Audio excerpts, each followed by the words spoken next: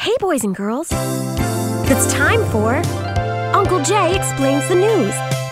Now here's the guy who helps little minds understand big news stories, Uncle Jay. Hi, boys and girls.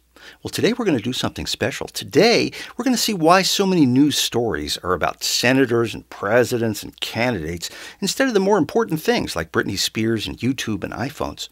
Why is the news all about politicians and hearings, which are more like speechings? And why are grown-ups so angry every year around April 15th? Well, there's one big reason. And that's why Uncle Jay's news word for this week is government. It's a big word. It's a big thing. What is the government? Well, the American government is made up of regular citizens like you and me. We don't have dynasties or royal families here. No. Think of it this way. Think of America as a big family. The government is like the parents of the family, and we, the American people, are like the children. Or at least we get treated that way, don't we?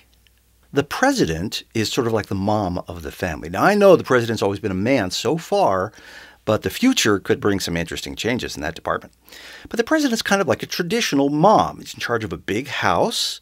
The president sometimes has a big dinner, and a lot of important people come over to the house.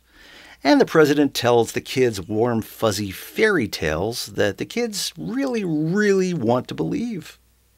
Now, the part of government that is like the dad is called Congress. And even though Congress has hundreds of people, it's like a traditional dad because it makes all the rules. It brings in all the family's money. It spends all the money, mostly on buddies and girlfriends. It fights with mom all the time, and it drinks way too much. And we, the American people, are like the children in the family. We want mom and dad to give us everything without our actually having to work for it. We complain that mom and dad treat everybody else in the family better. They do. And just like little kids, we fall for those fairy tales again and again. But here's the biggest difference between a real family and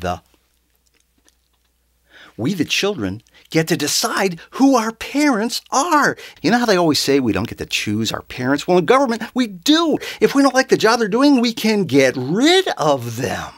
Not like the Menendez brothers did. No. We get to vote for who our parents are. And we get to keep replacing them until we find the ones who tell us the fairy tales we like best. Well, boys and girls, send your questions about the news to Uncle Jay at UncleJayExplains.com. Check back every Monday when Uncle Jay explains the news. And remember, a good kid is good news.